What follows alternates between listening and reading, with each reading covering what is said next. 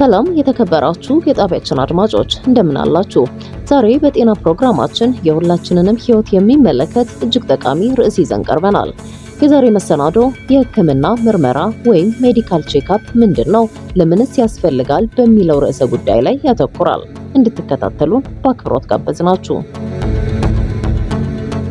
ብዙ ጊዜ እኔ ጤናማ ነኝ፣ ምንም አይነት ህመም አይሰማኝም፣ ለምን ምርመራ አደርጋለሁ የሚል አስተሳሰብ እንሰማለን። ነገር ግን ይህ አስተሳሰብ አደገኛ ሊሆን ይችላል። ምክንያቱም ብዙ በሽታዎች በመጀመሪያ ደረጃ ምንም ምልክት አያሳዩም። በዚህም ግለሰቡ ራሱን ጤናማ አድርጎ ሊያስብ ይችላል። ነገር ግን የደም ግፊት፣ የስኳር በሽታ ወይም ሌላ ስር የሰደደ በሽታ ሊኖረው ይችላል። የሰው ልጅ በጣም የከበረ ውድ ሀብቱ ጤናው ነው። በመሆኑም እሱን ለመጠበቅ መደበኛ የጤና ምርመራዎች አስፈላጊ ናቸው።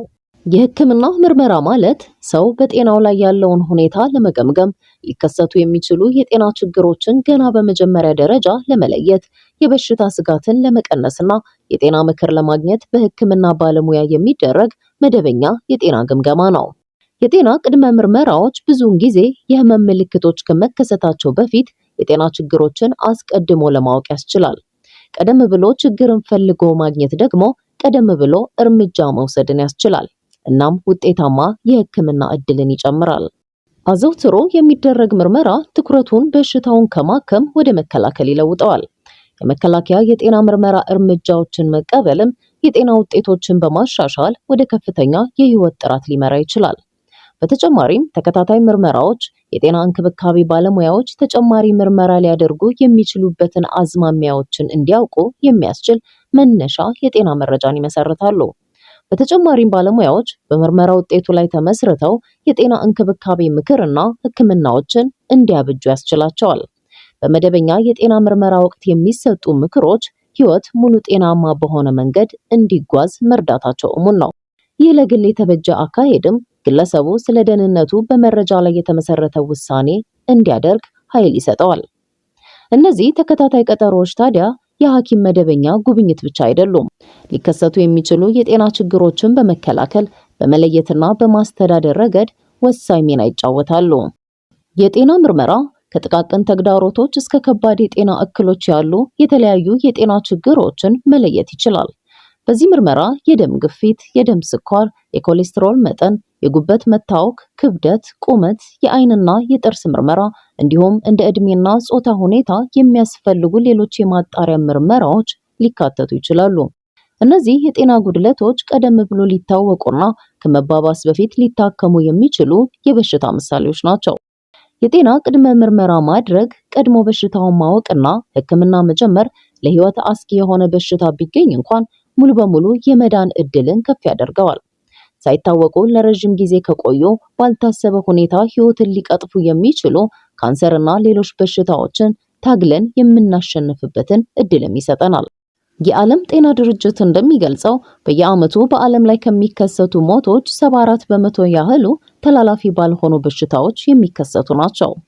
ከነዚህ መካከል የልብና የደም ስር በሽታዎች፣ የስኳር በሽታ፣ ካንሰርና ስር የሰደዱ የመተንፈሻ በሽታዎች ይገኙበታል።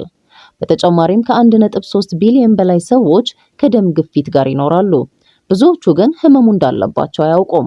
ከ500 ሚሊዮን በላይ ሰዎችም እንዲሁ ከስኳር በሽታ ጋር ይኖራሉ። በኢትዮጵያም የደም ግፊት፣ የስኳር በሽታ፣ የልብ በሽታና ሌሎች ተላላፊ ያልሆኑ በሽታዎች በየዓመቱ እየጨመሩ መምጣታቸው በብዙ ጥናቶች ታይቷል። ይህ ሁኔታ መደበኛ የህክምና ምርመራ ማድረግ ለሁሉም ሰው ምን ያህል አስፈላጊ እንደሆነ ያሳያል። የህክምና ምርመራ ዋና ጥቅሙ በሽታን አስቀድሞ ማወቅ ነው።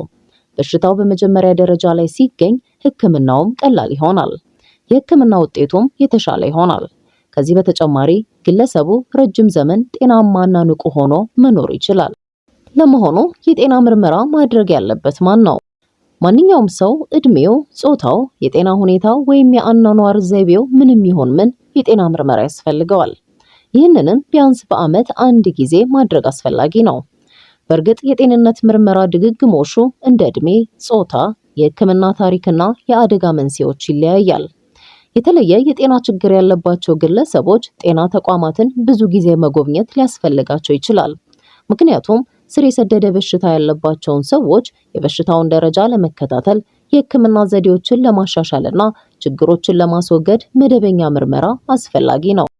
በሌላ በኩል እንደ የልብ ህመም፣ የስኳር በሽታ፣ ከፍተኛ ኮሌስትሮል ወይም የደም ግፊት ያሉ የጤና ችግሮች ታሪክ ባለባቸው ቤተሰብ ውስጥ ያሉ ግለሰቦች በየጊዜውም ባይሆን መደበኛ የጤና ምርመራ ማድረግ አለባቸው። በአጠቃላይ በተለይም እድሜያቸው ከ40 ዓመት በላይ ለሆኑ ሰዎች መደበኛ የጤና ምርመራዎች ከጊዜ ወደ ጊዜ አስፈላጊ የሆኑ መጥተዋል። በመሆኑም አዋቂዎች ለዓመታዊ ምርመራ አስቀድሞ ማቀድ አለባቸው። ውድ ተከታታዮቻችን መደበኛ የህክምና ምርመራ አለማድረግ በሰው ጤና ላይ ብቻ ሳይሆን በቤተሰብ፣ በማህበረሰብና በሀገር ኢኮኖሚ ላይም ከፍተኛ ተጽዕኖ አለው። አንድ ሰው በሽታውን ቀድሞ ካላወቀ በኋላ ላይ በሽታው ሲባባስ ረጅም ጊዜ ሆስፒታል ሊተኛ ይችላል። ውድ መድኃኒቶችን ሊገዛም ይችላል።